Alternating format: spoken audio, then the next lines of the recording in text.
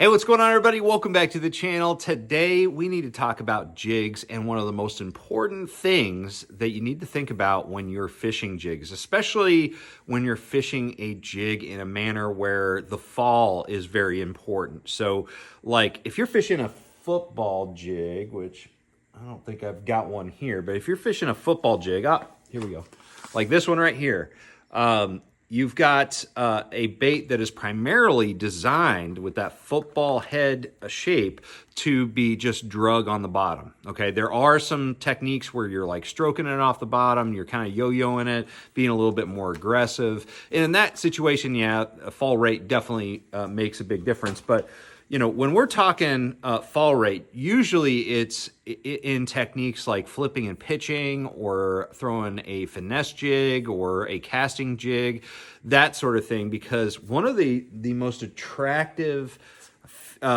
characteristics of a jig is when this bait is falling, okay? It has this real nice seductive glide to it. I don't know if it's maybe a glide, but it kind of falls a little bit more horizontal most of the time than, say, just a Texas rig bait. You know, if you Texas rig a bait, there's so much weight forward, and it's not as,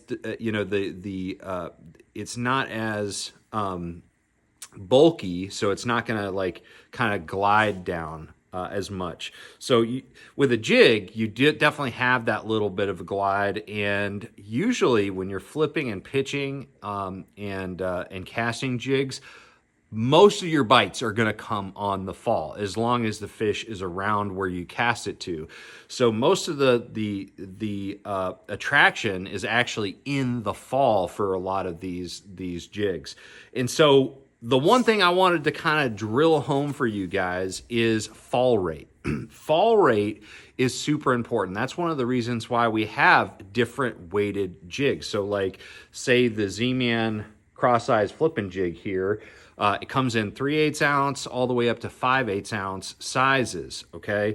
And usually I'm an impatient guy, especially when I'm flipping and pitching. I want a jig or a soft plastic bait, whatever I'm flipping and pitching, to get to the bottom quick. Like I'm really impatient, and I have to force myself in other times of the year or on certain days to choose baits that are slower falling, because the rate of fall is super important to whether or not you're going to get a bite. A lot of times it's the most important factor, much more important than color, profile, all that.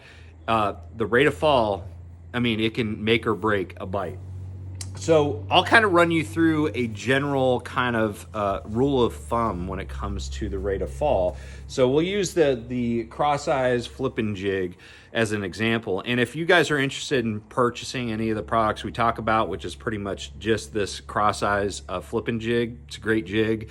Definitely check out the link in the description below. That's a great way to support the channel. So if you're going to buy this product anyways, consider using the links that I've got in the description below for that purchase. But anyways, so let's talk about like when would you want to choose a 3/8 ounce version versus a 5/8 ounce version? So a 5/8, a little bit more than half an ounce, 3/8, a little less than a half an ounce.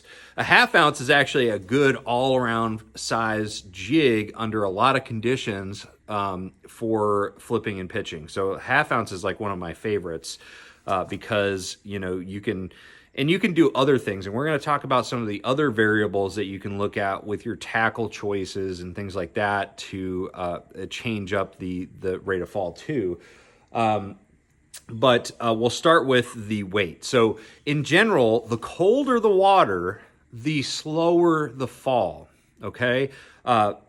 You know, and this is, again, general rules. There's a lot of times where a fast fall is going to get you more bites, okay? But in general, when the water is coldest, everything in the lake is going to be a little bit more sluggish, is going to be a little bit slower. From the bass to the bluegill to the crawfish, everything is going to just be a little bit more sluggish. So you want a bait that's going to imitate what is naturally prevalent in that fishery, and so you want to use a lighter weight or something that falls slower, okay? So You know, using a 3/8 ounce during the winter time, you know, if I'm flipping and pitching shallow cover during, you know, December, January, February, it's probably going to be a 3/8 ounce and maybe even lighter depending on the jig that I'm throwing. Now, on the other side of the spectrum, if it's summertime, water's warm, everything's moving fast, and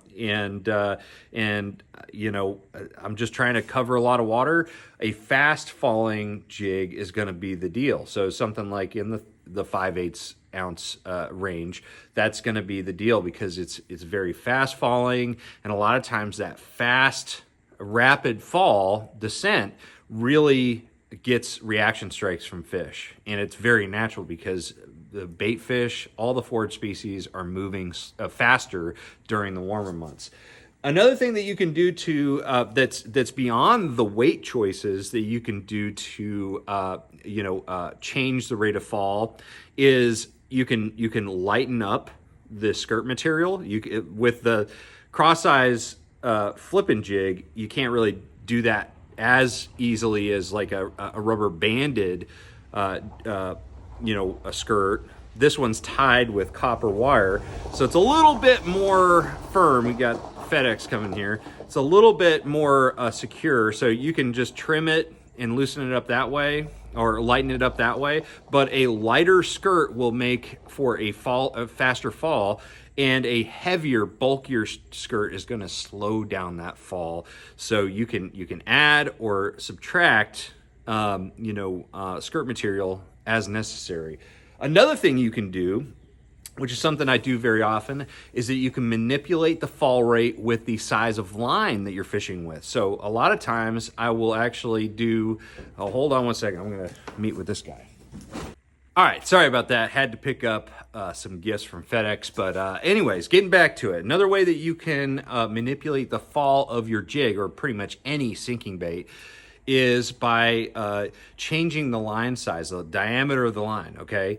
And also the type of line. Like if you really want to slow down your rate of fall, you could use a very heavy monofilament, which is very buoyant, and really slow down the rate of the fall. So a heavier line is going to have more drag and resistance as it falls through the water, so it's going to slow down your bait. So like if I've got a 3/8 ounce jig that I think I need to even slow down even further, I'll go to like 25-pound test fluorocarbon and bulk up, because it'll help slow down that bait. It'll slow it down a lot. Okay, so go from like 20-pound test, which is kind of standard for me, to like 25, and vice versa. Like if I have a 5/8 ounce version that I really want to speed up even more, I'll lighten up a little bit more on the line. I'm really not going to go probably below 17-pound test, just because we're talking about a pretty stout hook on this thing, and you have to be very aware of that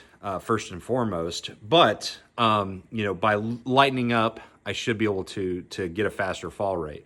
But again, monofilament, more buoyant, so you can actually get even a slower rate of fall with heavy monofilament. So there's a lot of things that you can do. Also, the jig trailer you use will help.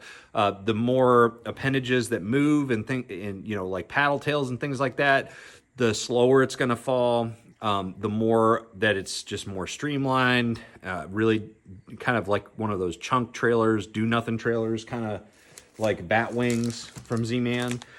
These are going to make a faster rate of fall, and also have a better glide to it. So anyways, guys, just wanted to run through that, but you have to pay attention to the rate of fall when you're fishing a flipping and pitching jig or a casting jig or something like that. Very, very important to pay attention to that. So anyways, guys, let me know what you think about this topic and the things that I talked about in the comment section below. And if you have any questions, also check out those links in the description below. That's a great way to support the channel. And finally, it's the holiday season.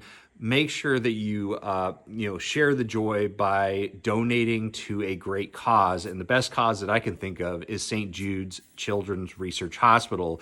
They're an organization that obviously has touched our family in a big way. And so we've got a fundraiser link in the description below. Consider donating $1. I don't care what it is. It goes directly to St. Jude, and which directly benefits hundreds of families, thousands of families across the world. So thank you guys very much for watching. Make sure you like, share, subscribe. I'm going to see you out in the water. Trust the process.